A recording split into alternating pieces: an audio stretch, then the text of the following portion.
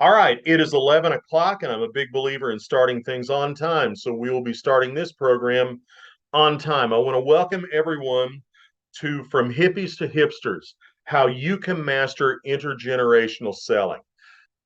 And this, I'll be honest with you, this has been kind of a hot topic. It's something that I have heard a lot about as I've been speaking at conventions over the last couple of years. Just a few quick meeting notes before we get rolling. For those of you who have done these in the past, it's going to be a little bit different today. You're probably used to the lovely Shani Anderson Moore hosting this program. Shani is not on today, unfortunately. She has a little bit of a medical issue, and so she's dealing with that. But she did say to tell everyone hello, that she wishes she were there, and hopefully she'll be back next month. But you're stuck with me flying solo today. So here's what the deal is. I've got everyone muted. And I'll be asking you to put things in the chat box from time to time. Normally, we have you put in your questions as we go through the program in the chat box.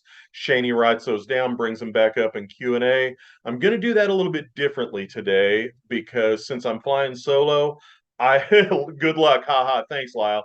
Lyle, without the support of people like you, I don't understand what I do. Lyle's a great guy. But when we get to the Q&A, I'm going to ask you to hold your questions and type them in there.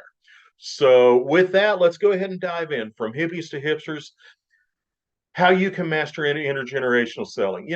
I have people coming up to me all the time at conventions when I speak, and they talk about intergenerational issues. I'll have salespeople, and by the way, my dividing line for older salespeople and younger salespeople is 40. It's arbitrary. That's just the line that I use. Don't take it as a hard written in stone thing. But I have salespeople who are over 40 coming to me and saying, Troy, these younger buyers are different. They only want to text. They don't want to talk to people. And then I'll have younger salespeople come up to me and say, Troy, I text these older buyers all the time and they don't respond. What the hell am I going to do? Today in the next hour, I want to try to help you solve those problems. And that's the point of today's webinar. Before we dive in, there's some of you that probably don't know me or haven't met me. So I want to give you just a quick little intro on who I am and what I'm all about. You're thinking, who the hell is this guy anyway? Well, my name's Troy Harrison. I am called the Sales Navigator, and they call me that. This was not a name that I came up with myself. About 7 years ago at a conference, I was asked a question in Q&A that was a particularly thorny one.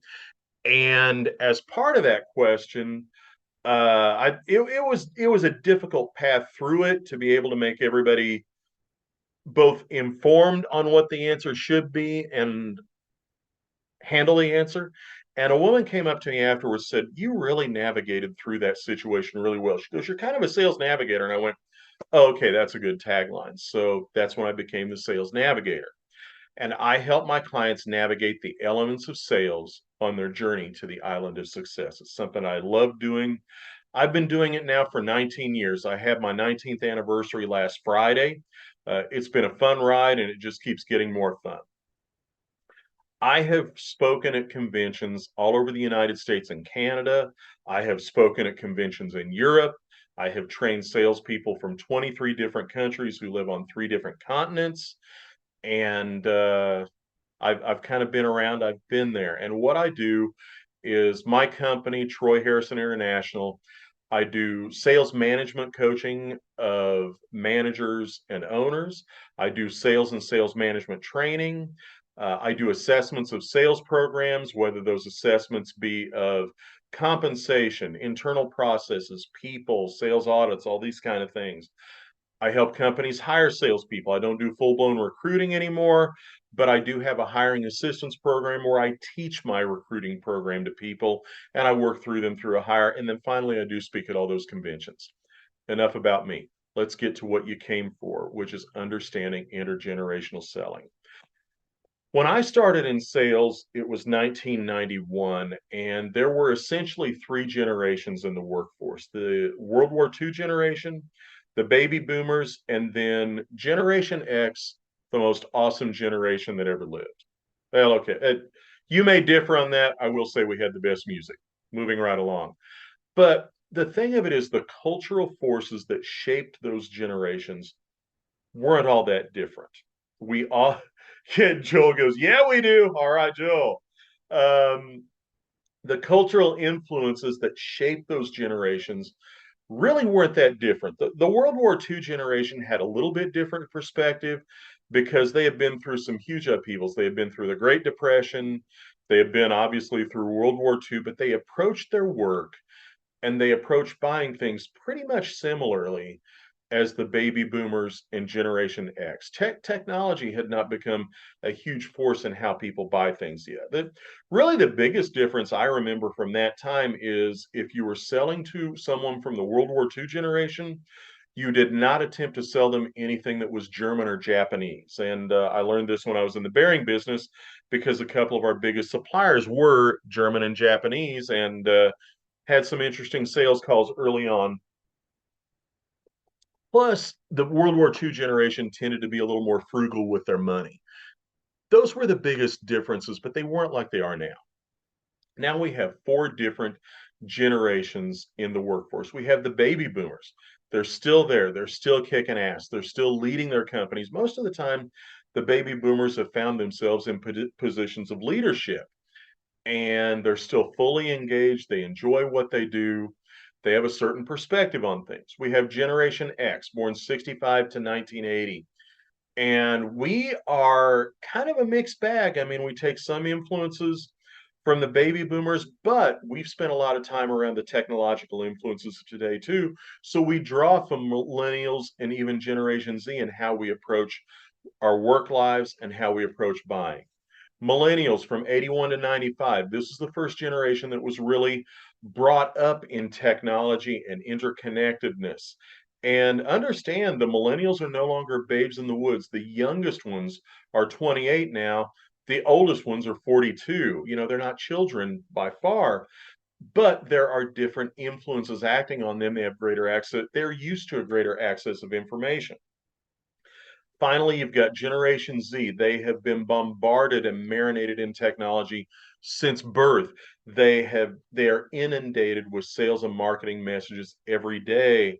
And what that has produced is overall a generational skepticism and, a more of show me and prove it to me than other generations. And it really does require some adaptability to be able to successfully sell to all those different generations. And I want to ask you something right now. And if you're not comfortable with this, that's completely cool. But if you are comfortable with sharing this information, just put in the chat box which generation you're from: Boomer, X, Millennials, or Z. Just kind of taking the pulse of the room a little bit and seeing what we have here. And again, got Boomer, we got X, we got Millennials, XX, a lot of X's here. Okay, so there's a little bit of a melting pot on in today's webinar, and that's great. Hopefully, everybody learns a little something. This isn't just about helping older salespeople sell to younger buyers or vice versa. This is about helping all the generations. Old millennial from Rob. This is about helping all of the generations understand and sell to each other a little bit better. Now, there's a baked-in conflict with today's webinar. I'm going to tell you what it is. Nobody likes stereotypes. Most stereotypes do have some root in reality, and I'm about to stereotype. I'm not doing it in a bad way or with bad intent, but in order to effectively deliver this program, I have to stereotype a little bit, so please don't be upset and offended by that. However, understand that ultimately we have to meet people where they are, and we have to meet people as individuals. I'll be reminding you of that as we go through this program. So with that in mind, let's go ahead and dive in. Let's talk about the four keys to intergenerational selling. First of all, communication. When I talk about communication right now, I'm talking about communication platforms. What platforms do these different generations prefer when it comes to receiving sales messages and communicating back and forth with salespeople? Number two is going to be, how do we prospect to them? How do we initiate that engagement with them? And this is an area where we see a lot of differences between the four generations as far as how you prospect to them.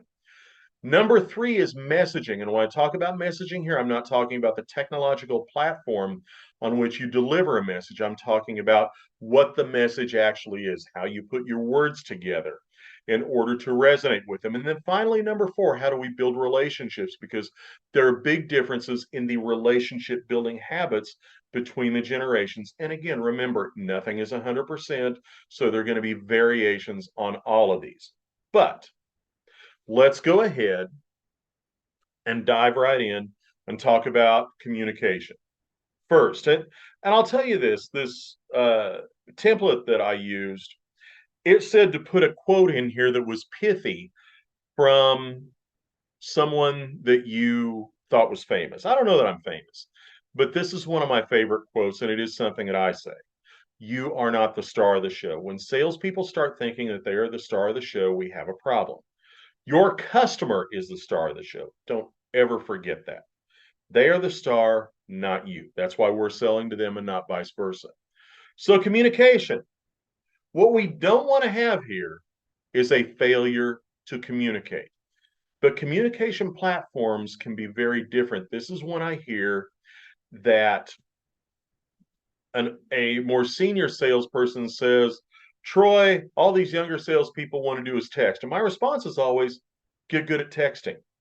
You have to meet your customers where they are. So let's talk about, as an overview, the communication preferences between the generations.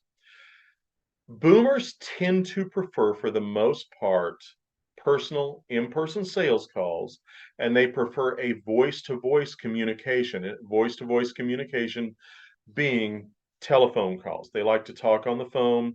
They like to meet with people face to face. And this shouldn't be revolutionary, but to some of the younger generations, this is very, very different from what they are comfortable with doing and what they're used to doing. So with you, when you're approaching a boomer, you need to be thinking about first, approach by phone, set an in-person meeting. Gen X, again, we tend to straddle the fence. We tend to run the gamut. You will find a lot of Gen Xers who their primary preference is phone calls and meetings, and you will find Generation Xers probably on the tail end of Generation X where they're looking more for texting and that kind of thing. So we kind of straddle the gamut. So you got to be versatile. Millennials, this is where preferences really start to shift.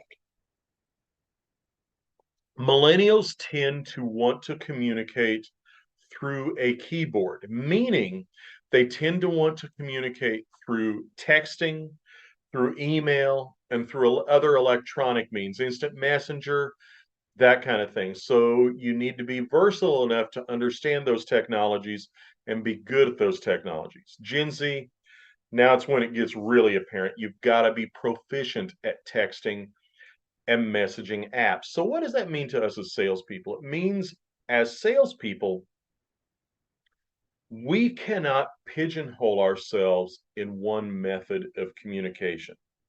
Now, let me underpin this a little bit. I have a client, I've talked to him about it before, and as a matter of fact, he just signed a new coaching agreement with me, so he's still a current client. I've been working with this guy for over 15 years now. He is the president. He's brought me into 3 different companies where he's been at the president. We've met. And if I were to call him every day for the next week and a half, I might or might not get a call back by the end of next week. If I were to send him an email today, I might get a response by Monday. If I were to pick up this here phone and text him right now, I'd probably have a response by the end of this webinar. Texting is his preferred platform. He's a boomer. Now, he's on the tail end of the boom generation, but he is a boomer. And the reason that I know that this is how he prefers to communicate is I've asked him. I said, bottom line, what is your preferred communication platform? He says, text me. Okay, good enough. I text with him. I've also got a new client that I just signed who's a Gen Z. She prefers phone calls. So there is no hard and fast rule, but when you are beginning a phone call, when you are beginning a dialogue with a prospect or a customer, my recommendation to you, kind of keep these guidelines in line, but be versatile enough to ask and then switch it up. Because here's the sales hack on this. When you assume someone's preferred platform, you make, nah, you know what you make. Ask. Once you have initiated contact with this person by whatever means, and we'll talk about this a little bit more in prospecting. Once you have initiated contact, ask the question, what method would you prefer that I use to communicate? Take this question and bake it into the questions that you ask of your new customers and even of your existing customers. I want to talk a little bit more, though, about being versatile. One thing that happened during 2020 was that a lot more of us got a lot more proficient in video technology. I will be honest, up until 2020, the only video communication technology I used was Skype. I had never used Zoom. I had never used Facebook Messenger call. I still use that mostly for personal, but I'd always stuck with Skype on those few occasions when somebody wanted a video call. Even most of my coaching was done by phone call. That has obviously changed, but it's not just Zoom. There are still people out there who prefer Microsoft Teams. There are people out there who prefer WebExes. As a salesperson, versatility is more important than it has ever been. When somebody says to you, I want to set up a Teams call, you've got to be aware of how to do that. And by the way, that means that you need to have those apps already installed on your computer because or your phone or your tablet or whatever you're using to do these calls, because if you don't, you will click on the link and find out you've got to download and install an app. And if you're jumping on the call right at the appointed time, you've got a problem. And here's another thing. Don't jump on a call with a client at the appointed time. Log on 5 to 10 minutes earlier. It's just like the old rule for an in-person meeting. And be prepared to be online and ready when that call starts. Don't have yourself be held hostage to technology, but at a very minimum, you've got to be conversant with how to instant message on LinkedIn. You've got to be conversant with the most popular video technology. You've got to be able to send a text. You've got to be able to send a well-written, persuasive email. At the very minimum, if you can't do those things, you're going to have a problem in today's sales environment. Learn how. Prospecting. That leads us to prospecting. I'm going to give you a brief historical lesson. Prospecting has changed a lot since I've been in sales. When I started in sales, the walk-in cold call was a reality, and it was probably the backbone of the prospecting that I and most other salespeople did. Back in the mid-90s, you could walk into a company, walk up to the receptionist, hand her your card, explain who you were, and not only would the receptionist tell you who the appropriate person was for you to talk to, around a third of the time, you'd end up talking to that person and being able to have a real live sales call. That's not our reality anymore. Starting at around 2000, a lot of companies started changing things because of security concerns, because of efficiency concerns. A lot of those companies don't even have receptionists anymore. You walk in the front door and there's a telephone there. Sometimes there's a little directory of names up on the wall. Sometimes it just says, type in the name, type in the extension of the person you want to talk to, or type in O. Put a yes in the chat box if you have seen that on a cold call within the last couple of years, where you've walked in, there's no person there. There's actually just a telephone. That's the reality of most salespeople right now. And if you're, yes, Lyle Chrisman, no, smartass. If you are a salesperson right now, this is your reality.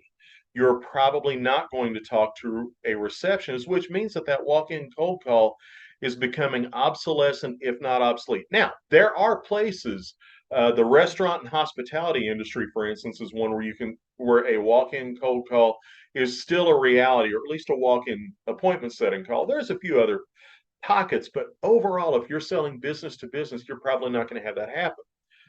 The fortunate part was that around 2000, databases became much more available. When I started in sales in the mid-90s, there were a few databases. Dun & Bradstreet's was out there. It was pretty common, but it was also pretty expensive. So it was hard to get a good database of prospects. And so if you're going to telephone prospect, you had to do it out of the Yellow Pages. And the way that worked was you grab your Yellow Pages book, and if you wanted to prospect HVAC companies, you'd go to HVAC contractors. You had the name of the company, you had the address, you had the phone number, you'd have to pick up the call, ask for the person who handled. It was a pain. Around 2000, uh, more and more databases like InfoUSA came out, but the real revolution was when InfoUSA came out with Reference USA, which was their library subscription database. And all of a sudden, you could access all that great data for free at the library. And those databases, they not only had the name, address, and phone number, they had things like contact names, company size, employee headcount, revenue. It was great. And so now sales, and what's funny is there's a lot of salespeople still to this day who don't know about these resources. If you don't know about these types of resources, go to your local public library, have them hook you up. It is invaluable. Data-driven teleprospecting then became a reality, and it still works to this day, by the way. Data-driven teleprospecting is still effective if you do it and if you do it well. But even so, the ratio of people who answered their phones came down. And along about 10 to 15 years ago, social media like LinkedIn became a reality for business to business prospecting. So now we've got that to work out.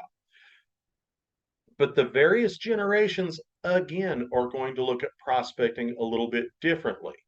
So let's look at our key prospecting approaches, kind of hit the high points, and we'll talk about it generationally. Teleprospecting still works. Here's one change that I've made on teleprospecting, though. Used to be when I left a voicemail, my voicemail would simply be, here's who I am, here's how I can help you, here's my phone number, call me back. In the last couple of years, I have changed this up, and I've advised my clients to change this up too.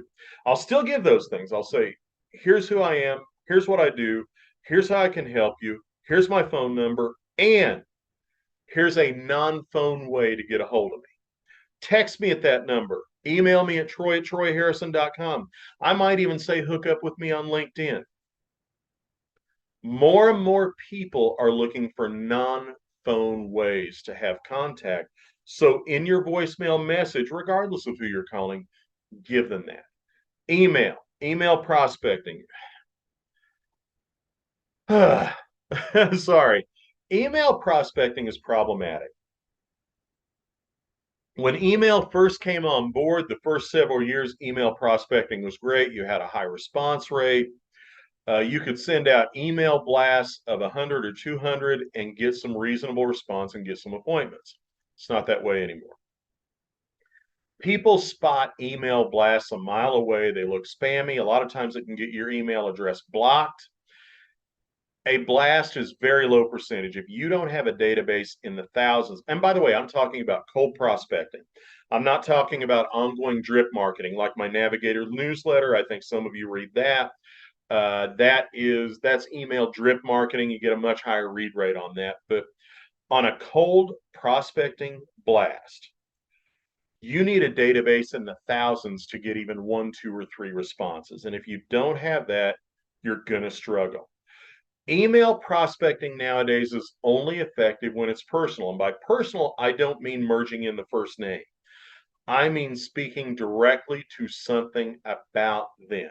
You can still get, and even then your response rate is not going to be super high, maybe 15%. But if you take the time to create a personalized email, you've got a shot. Social media, most people do this wrong.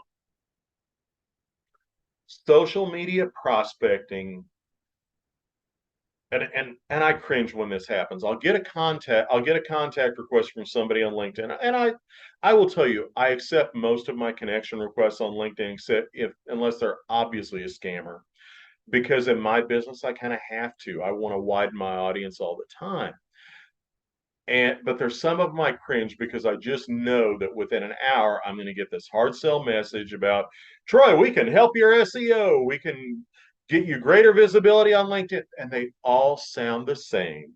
And it's all this hard sell right now. Talk to me right now. A lot of people will disconnect from you. A lot of people will block you. Do not hard sell. Okay.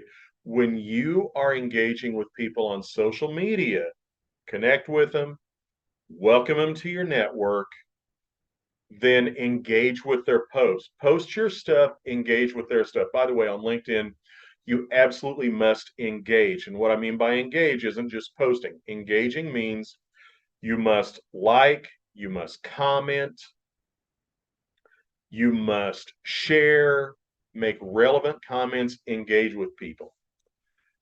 Social media is about attention. People post on social media because they want attention.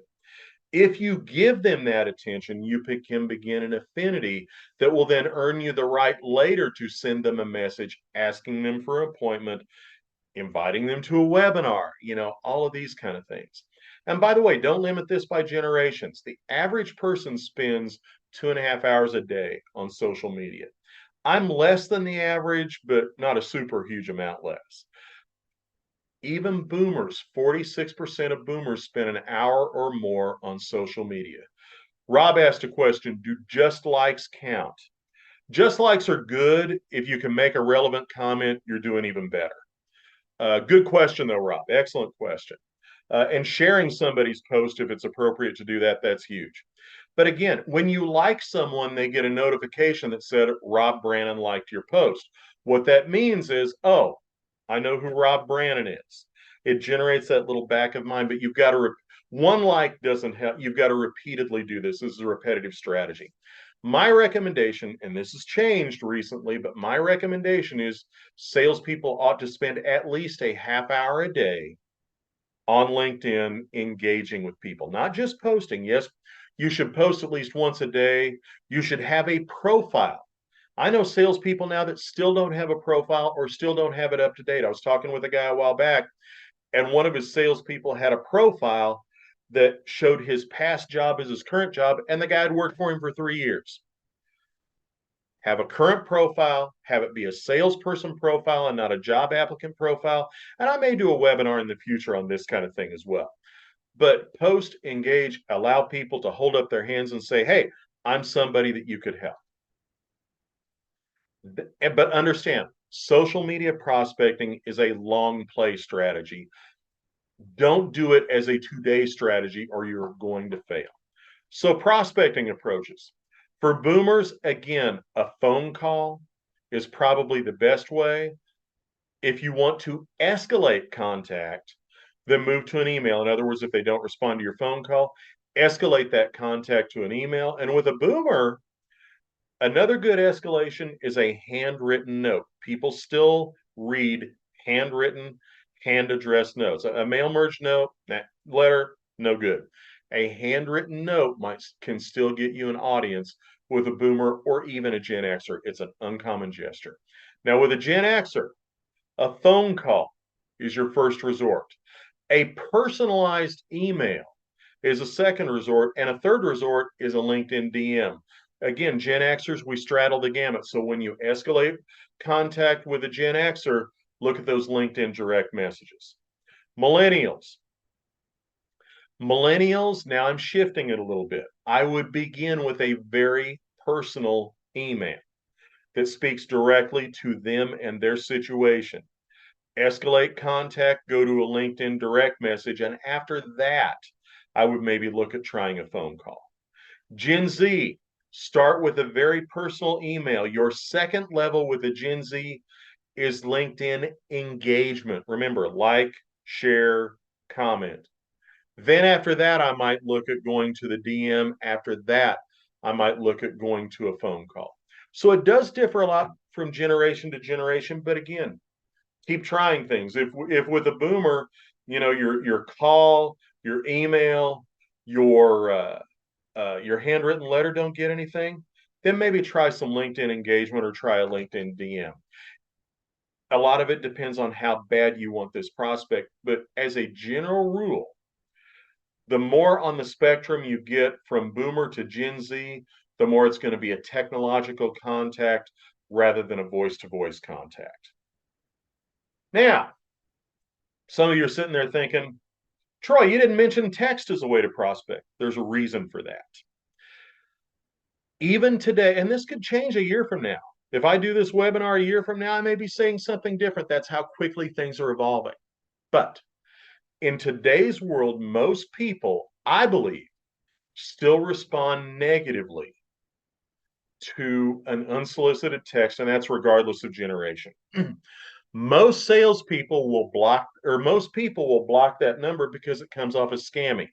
I'm going to ask you to do something different in the chat box right now. If you react negatively to an unsolicited text, put no in the chat box. Don't put no, don't put yes, put no in the chat box. If an unsolicited text on your phone trying to sell you something makes you react negatively, put a no in there. My advice to you is initiate your contact with them elsewhere. And then if they want to move to text, go ahead and move to text. Again, get good at persuasive texting. Let's talk about persuasive texting. An ideal text message, and a lot of no's and caps, an ideal text message is 160 characters or less. Over 160 characters, it's one of those text messages where you have to tap view the rest of it and it'll pop up in a different screen. A lot of people won't view the rest of it. 160 characters, 2 to 3 powerful sentences, but don't save characters by getting away from punctuation and words and grammar. We are professional salespeople. That means we write in complete sentences, we write in complete words, we don't abbreviate, and we use punctuation. Get good at communicating why they should want to see you in 2 to 3 quick, powerful sentences. Here's the cool part. This is a skill that will benefit you elsewhere in your sales because that helps you understand how to be powerful and concise. Get good at those things. Practice it, bounce it off of other people. Messaging. That leads us to messaging. And again, when I'm talking about messaging, I'm talking about the medium, I'm talking about the content. Messaging used to be imprecise in sales, and it was okay. It used to be, and I always use this analogy, we used to be able to do the donut call. We'd walk in, say, here's the donuts, could I have today's order? Or we used to be able to walk into somebody's office, talk about football for 30 minutes, then segue it to business, and still have a better than average chance of getting the business. We used to be able to prospect by walking in and say, hey, I'd like to talk about your industrial supplies. And they say, sure, let's talk about our industrial supplies. It's not that way anymore, guys. Now we have to be much more precise with our message because we have to earn our spot in the buyer's journey. Virtually everything you sell can, in one way or the other, be bought without dealing with a salesperson. It can be bought over the internet. So we are earning our spot in the buyer's journey. And if we're not better than the internet and what they can accomplish through the keyboard, we got a problem. So how do we earn that spot? Well, we've got to tighten up our sales messaging. And, the first key is tight as right. Your messaging should be to the point. The number one all-time worst thing you can say on a prospecting call is, how are you today? When salespeople say, how are you today? It's because they can't think of anything good to say. And it creates that reaction where the recipient knows, oh crap, this is a salesperson. They're going to try and sell something. They start building up their walls. When people ask, when someone that I don't know from a sack of potatoes says, how are you today? I know I'm about to be sold to. So I will respond, I'm a smart ass. I'll say, well, I have explosive diarrhea. Nothing ends a cold call quite like the phrase explosive diarrhea. They can't get off the phone fast enough. And by the way, I still will respond to well done cold calls, and I've still bought off of well done cold calls. It's just there aren't that many people doing it. Make your messages tight and right. People are bombarded with crap for messages every day. Irrelevancies, people who use 50 words where 10 will do. Make your messaging to the point about why they should see you, and then make your messaging to the point about how you can solve their needs, why they should buy from you. Number two, here's a big change. Your messaging needs to be on brand. That didn't used to matter because it used to be If a salesperson went out and approached a customer, the customer's messaging derived from that salesperson. In other words, most of the time the customer didn't use multiple points of research. They wouldn't go to your webpage. They wouldn't go to your LinkedIn. They wouldn't look up your customer reviews. My God, is it different now? When you start talking to a customer, they are going to check you out in multiple places. You need to expect that.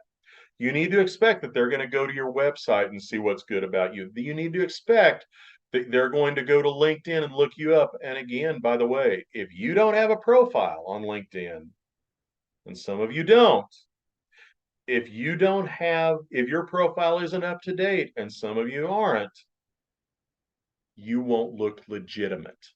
People don't buy from people who don't look legitimate. So expect that reason. And by the way, they're also going to check out your customer reviews, so you need to be aware of those things. When your customers research you in other places, that brand image needs to be consistent. So the brand image that you project on your website needs to be the same brand image that is projected on your LinkedIn profile, that needs to be the same brand image that is projected when you're talking to a customer. I've done an experiment before, and this is interesting, and it still is valid to this day. When a salesperson prospects and leaves voicemail messages, the next day LinkedIn will say that their LinkedIn views have gone up. And when they drill down, what they're going to find out is some of the people that are viewing them on LinkedIn are the same people they were called the day before. Customers will research you. Nowadays, sales and marketing have to be on the same page. For those of us like me that are our companies, that's pretty easy. For some of you who are selling for companies with independent marketing staffs, you may need to take an active role and tell your marketing staffs what your customers are resonating to. Text messaging. Again, I'm going to repeat this. Get good at persuasive text. Persuasive texting is a core skill for today's salesperson. It's not external, it's not desirable, it is a core skill. It's right at the heart of what you do as a salesperson. 160 characters, 2 to 3 sentences, make it all fit in one text message window, and be persuasive. Those are the keys to sales messaging nowadays. So how do we resonate with different generations? Well, with boomers, again, boomers will build a personal affinity with salespeople. So it is okay and desirable, in fact, that your message can be personal. And they're more open and more versatile about what those messages are. But it should include some personal aspect. And boomers are going to want to get to know you, the human being, early in the sales process, early in their buyer's journey. Gen X were probably more interested in how you can help. And again, tide is right. You can mix in some of those personal messages because we will want part of that. But Gen X, you need to hit, I'm Gen X, you need to hit me with a message up front of how you can help me. Otherwise, I'm probably not going to have time to talk to you. Millennials, now we're seeing that shift. And again, Gen X, we kind of have a foot in both camps. Millennials, now we are seeing that change. We want a very personalized, the millennials are going to want a very personalized approach. And I think some of that comes from the fact that millennials rebel against feeling like a number. They rebel against feeling like anybody else. You want a solution-oriented messaging from to the millennials. They want to know how you can solve. Now, here's something that's interesting, and this applies to millennials and Gen Z. Millennials and Gen Z are very focused on work-life balance. I'm going to illustrate that with a number on the next slide. But what that means to us is that if you are selling something that can enhance their work-life balance, that's something that needs to be built into your messaging. Here's how this becomes a problem that you can leave at work, or it's not a problem that is going to invade your personal hours. Gen Z, a little bit more of a shift on the spectrum.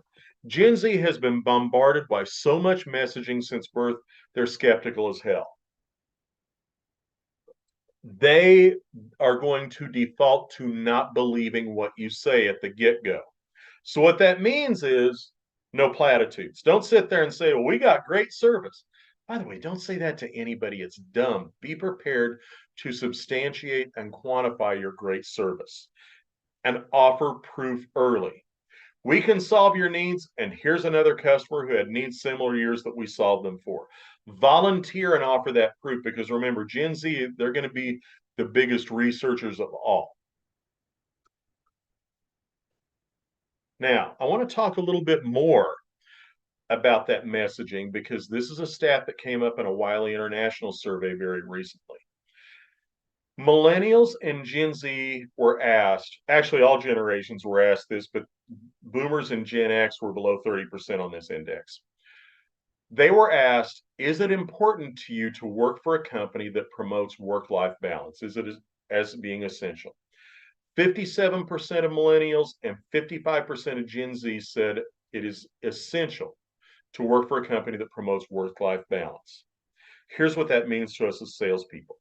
First of all, when you are telling your story and the story of your company, when you're selling to a millennial or a Gen Z, you should probably bake in a little bit about work-life balance. It's when you're telling the story of your company, talk a little bit about how they promote your work-life balance. And when you're selling, talk about how your product or service is going to help with their work-life balance. That is messaging that will resonate. By the way, you'll see more about this next month in that workshop on hiring, because if you are attempting to hire a millennial or a Gen Z, you need to bake in messaging about work-life balance. Which leads us to the final key to intergenerational selling: relationships. Everybody says they're a relationship salesperson. I've done thousands of interviews of salespeople over the years, and I ask, tell me about your style as a salesperson. 90% of them or more say, I'm a relationship salesperson. Most aren't, because they don't understand what customer relationships really are. There are 3 levels to a customer relationship, and understand how the different generations build these relationships is different. It's going to vary. So we'll talk about that momentarily, but first I want you to understand the nature of customer relationships. There are 3 levels of relationships. The first relationship is the occasional buyer. Every time the occasional buyer goes to buy, they contact multiple sources. Everything is a brand new decision process, and there aren't any loyalties involved. You've got to find a way to earn that business every time. You've got to win that sale every time they're ready to buy. If you have customers that are quoting you every time, they are an occasional buyer. They don't have loyalty to you. You're just one of the people that they call. Just because they buy from you doesn't mean that they have a relationship with you. The second level, this is better, is the habitual buyer. The habitual buyer, they buy from you because they buy from you. In other words, when they need a widget, you're the record they pull up in their contacts for widgets. It doesn't mean, though, that they have loyalty to you, because they can't really explain why. It's a force of habit. This is the easiest way to buy, so I call them. They haven't made me want to find another source. But they're not going to evangelize for you. If a competitive salesperson comes in and says, well, why do you buy from them anyway? They're going to have trouble articulating a reason. Here's the really bad part. You're always one mistake from losing the habitual buyer's business, because the habitual buyer only buys from you as long as things are great. And if you make a mistake, they're gone, or at the very least, they're going to go find other sources. Now, you might be able to win, because what happens then is they bounce back to the occasional buyer. You might be able to re-win their business, but you have to re-win their business. That relationship itself is not surviving one mistake. And we all make mistakes. Everyone I tell you what, put a yes in the chat box if your company does not make a mistake. If your company is completely mistake-free, put a yes in the chat box. Bet I don't see much happening. That means that the ideal level of relationship is the loyal customer. Not only do you get all the business from the loyal customer, they can tell you why you get all the business. They can tell other customers why you get all their business. They'll tell their friend, they'll tell everyone how awesome you are. They will give you recommendations, they will give you testimonials. These are the people you call when you need a reference from someone else. And that relationship can survive mistakes. Good salespeople who salespeople who really are relationship builders know what level of relationship these customers are at all times, and they're always trying to advance them. If they have an occasional buyer, they're trying to advance them to the habitual buyer. By the way, don't try to advance an occasional buyer to a loyal customer. That'll seldom happen. Move them occasional to habitual, habitual to loyal. You should always be trying to do that if you are, in fact, a relationship salesperson. And I tell you that so that you will understand how the different generations build relationships. Boomers are going to build relationships probably based on personal needs first. The old saying that people buy from people that they like originated with World War II generation and with boomers. A relationship, a loyal customer relationship, is going to incorporate a lot of that personal affinity and rapport, and it's probably going to do that first. But you also need to be able to solve their needs and segue that to a business loyalty. But with a boomer, you're probably going to begin with a personal connection first.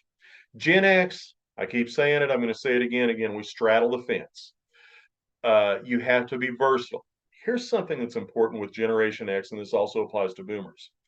The loyalty tends to be to the company that provides the service. And my old rule has always been that 2/3 of the relationships of any salesperson are due to the company that they work for. Maybe if they're lucky, 1/3 is due to the salesperson. And that's true with boomers and Generation X. In other words, if a Gen Xer is buying from Acme and John is our salesperson and John leaves Acme, that relationship affinity and that loyalty is going to be more towards the company than to John, because we're going to figure, okay, it's the company that's doing me a good job. John's a great guy, but I'm going to assume the ability to build that relationship with the next guy.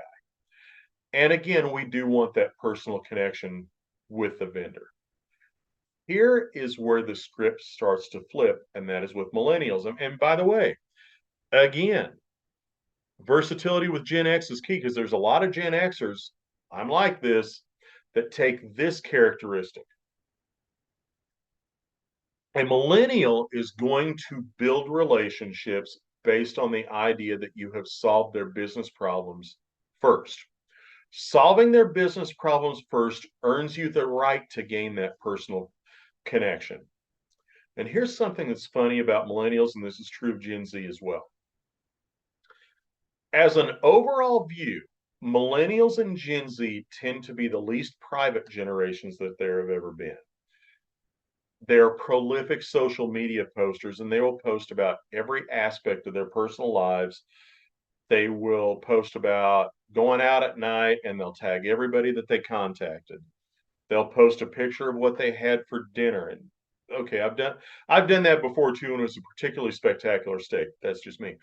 But when it comes to these types of relationships, and maybe there's skepticism baked into it, a millennial is going to have specific boundaries about segueing that to a personal relationship. So make sure you're not crossing those boundaries too early. Solve their business needs first, and then that earns you the right to start building that personalized relationship. Now, let's look at Gen Z, because Gen Z, we see some of the same characteristics as millennials, and then we see a little bit more of a shift. And I will tell you this, these are not boxes that people are in. This is more of a continuum, and you will see variations and shades of gray along this continuum. Gen Z, one study that was done of Gen Z's work habits was very interesting. 70% of Gen Z place their work loyalty to their boss or their leader and not the company. 70% base their loyalty on the leader, which means if the leader leaves, most of that loyalty is gone. This translates into selling to them as well. Their loyalty is to people, not to companies, not to organizations. So when you're selling to a Gen Z, understand that you're the one carrying the ball, not necessarily the company that you work for. That also means, by the way, that when there's a screw up, it's your screw up, not the company's. Here's a general rule. When a mistake happens, don't throw the company under the bus. You are the face of the company. That's even more important with Gen Z. This is a characteristic, by the way, that is present millennials, just not quite to the same degree. Gen Z, again, business first. With Gen Z, it is incredibly important to be authentic. It's important all the time. But with Gen Z, it's incredibly important because they're skeptical. They are going to be looking for holes in your authenticity. And with Gen Z, a relationship building effort as you move from occasional to habitual to loyal, you have to include social media engagement on that. Remember engagement, liking, commenting, sharing, engaging with it. Again, social media is about attention. Everybody likes attention. That kind of engagement is going to help that relationship along. So be authentic, engage on social media, and remember, the farther you get towards the end of the business spectrum, the more that business building, the more the business needs builds the relationship first. And I will say this too, authenticity is important at all levels. It's vital with Gen Z, it's important with everybody.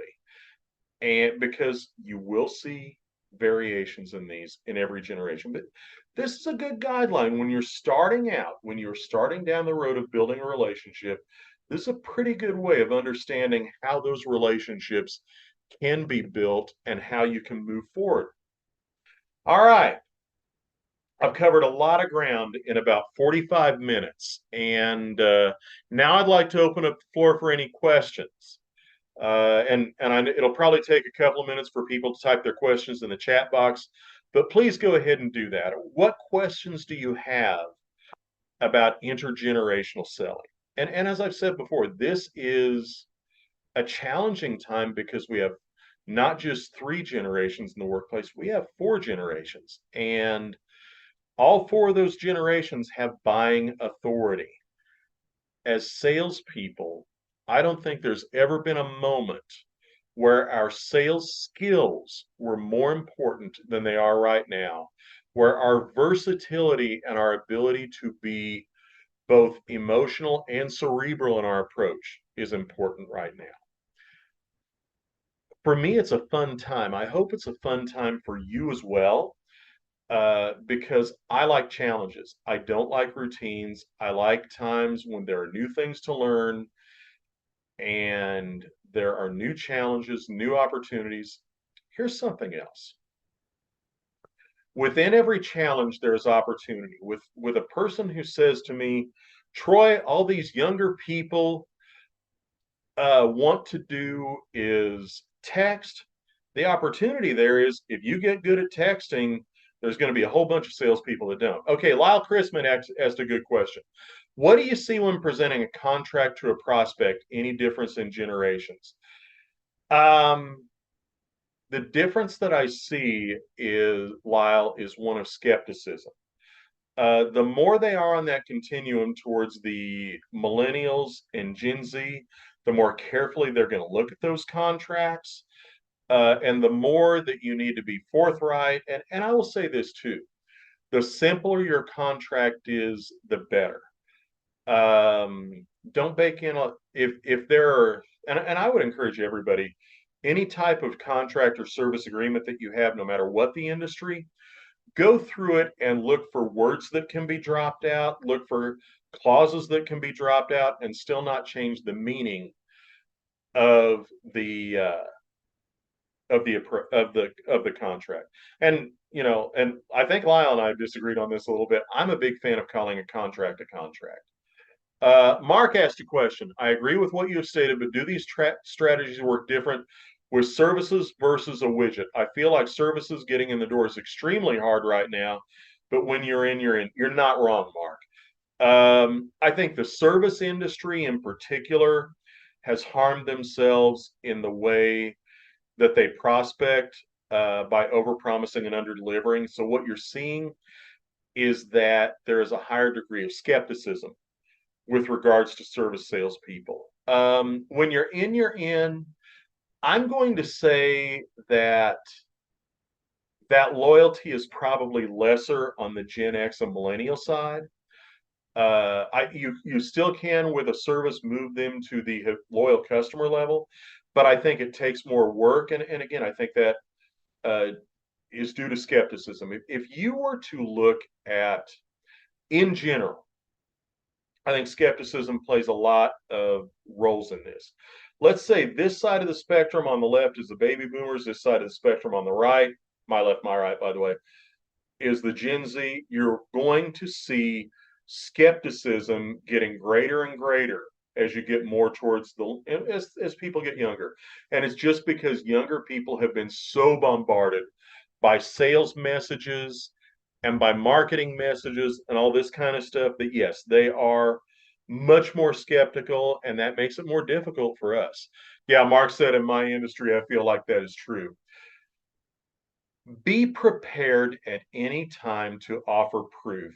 And that is even past the point of contract signing or getting the PO. Today's salesperson, when you walk in, you should have resources available to explain your product offering, and you should be versed and prepared to do it yourself or service offering. You should be prepared with proof. I would suggest nowadays that you should have video testimonials on your phone. So when there's an objection or a question, just be prepared to pop your phone up and say, here's what people had. Maybe that'd be a good webinar at some point in the future is how to gather testimonials. Uh, Jeff said, do you see that as the buyer gets younger, the engagement window is shorter? Jeff, by engagement window, do you mean the time that it takes to engage them and form a relationship with them? Actually, I think in many cases, as the buyer gets younger, it can be longer. This is one of those things that's all over the map. That's where those individual tendencies come in. And one of the things I should emphasize, again, use these as a guideline, but meet people where they are at as individuals. When all else fails, ask questions. And as a matter of fact, I'm going to move into, we have 3 minutes left. So I've got some closing takeaways for you. Lyle says, is there a better time of day to reach out for generations? Maybe boomers early or X maybe later in the day. Yeah, I think that that's a good guideline, Lyle. If you are talking to a boomer, boomers tend to be early risers, early starters, and they build a lot of momentum between morning and noon. I think with the succeeding generations, X's, millennials, Z's, you see some really, really productive and decisive afternoons in there. So yeah, if you're struggling to get a hold of people, if you're struggling to resonate with people, you might alter that and think, well, boomers and maybe even X's, I'm going to call earlier in the day. Millennials and Z's, I'm going to look at later in the day. Let's talk about some takeaways here. Where do you go from here? Number one, I've said this a bunch, texting, get good at it. Period, dot, end of conversation. Last month, I did a little demo on how Chat GPT can help you on that. And if you haven't seen that, go to my YouTube channel. I'll link that in the follow-up email because I have that webinar on YouTube. On brand. All of your messaging needs to be consistent and on brand. Versatility, you've got to learn to communicate at all levels of the spectrum. Be prepared to meet the customers where they are. Don't ask them to change for you. You be prepared to change for them. Social media, you got to be on it nowadays. You just have to. And then finally, when all else fails, ask the customers. One more quick thing I want to talk about, and then I'll let you go for today, but I really appreciate you being on here. I hope this webinar has been helpful. It has been group help. I love doing these webinars. I love helping people as a group. For those of you that are sales managers and business owners, I do have some individual help available as well. And that is a service that I call my sales strategy review. It is a complimentary 1 hour consultation to anyone to any business owner or manager who is on this program. Takes about an hour. This is a conversation with me. It's not a conversation with some assistant. And you're working one-on-one with me. During this hour, we'll go over your goals and targets. We'll go over your staffing and your processes. We'll go over your tech and tools. I will give you, my promise is 2 to 3 complimentary takeaways to make money now. This is not a 1 hour sales call for me. If there's an opportunity to work together, I'd love to do that. I'll tell you, but the takeaways are not contingent upon that. You don't ever have to spend a dime with me to get those. So if anyone would like to take me up on that, please, I invite you to. All you got to do is put a yes in the chat box and I'll respond to you later today. If you want a sales strategy review, give me a yes in the chat box. Mark wants one. Great. Mark, I'll get a hold of Mark. You're from Kansas City. You and I can do one in person if you want. And but give me a yes in the chat box. I'll get a hold of you. We will schedule one, and I look forward to talking with you. And for that, it is, let's see what my time is. Again, I don't have Shani keeping me on track today. It is noon on the dot, so I am going to call this one done. Thank you very much. There will be a follow-up email to everyone later today. I appreciate you being on here and look forward to talking with everyone in the future. Remember, next month is going to be on hiring younger salespeople and bringing new people into the sales world. Thanks very much. We'll see you next time. If you are an owner or manager of a company, scan the QR code for your free sales strategy review.